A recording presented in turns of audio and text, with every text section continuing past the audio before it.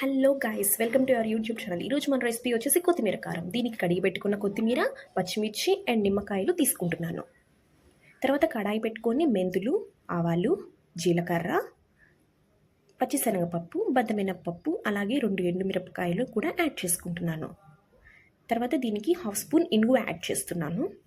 తర్వాత stove on చేసుకొని దీనికి ఆయిల్ యాడ్ చేస్తాను. ఆయిల్ ముందైనా యాడ్ చేసుకోవచ్చండి, మేమైతే ఇక్కడ తర్వాత యాడ్ చేస్తున్నాము. ఎప్పుడు యాడ్ చేసినా పర్వాలేదు.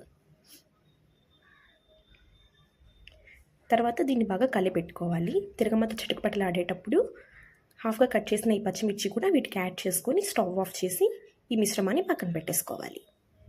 తర్వాత ఇలా ఒక మిక్సీ తీసుకొని కడిగి పెట్టుకున్న ఈ కొత్తిమీరని ఇలా కట్ చేస్తూ ఆ మిక్సీలోకి తొరగాలి.